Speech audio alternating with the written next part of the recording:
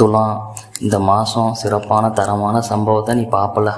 9ல் குரு இருக்கான்ல, நீ நினச்சதெல்லாம் அடையலாம்னு நினைப்ப. வீடு, நிலம், காரு, பைக்கு எல்லாம் வாங்கணும்னு நினைப்ப. நினப்பு தான் பொழப்பு கெடுக்குமா. அப்படிலாம் இருக்குது.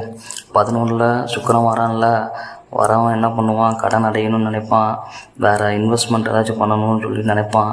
அப்படிலாம் இன்வெஸ்ட்மெண்ட் பண்ணி நான் ஷேர் மார்க்கெட்டில் பணம் வராதில்ல, அப்படியே போயிடும். ஏன்னா கிரகமே சரியில்லை உனக்கு. பைக்கில் காரில் போகும்போது கவனமாக போகணும்ல. எங்கேயோ போகிற மாதிரியாத்தா என் மேலே வந்து ஏறாத்தா அப்படிங்கிற மாதிரி நீ ரூல்ஸை ஃபாலோ பண்ணி கரெக்டாக போனாலும் ஆப்போசிட்டில் வரவன் மேலேயே வந்து விடுவான்ல. கண்ணா பின்னான்னு இருக்குது. பணம் ஏதோ ஒரு வகையில் வரும்னு சொல்லுவானுங்க. அதெல்லாம் அப்படி வராது. நீ வேலை செஞ்சால் தான் பணம் வரும், தொழில் செஞ்சால் தான் பணம் வரும். சும்மா எப்படிலாம் பணம் வரும்? கோவிலுக்கெலாம் போக சொல்லுவானுங்க, பிரச்சனையெல்லாம் சரியாயிடும்னு சொல்லுவானுங்க. நம்பாதீங்க. கோவில் குளத்துக்கெலாம் போனீங்கன்னா கையில் இருக்கிற காசு தான் போகும். முட்டாப்பயிலுங்களா, புரிஞ்சுக்குங்க நச்சு சொல்கிறத. பொண்ணுங்க சவகாசம் ஆவே ஆகாது.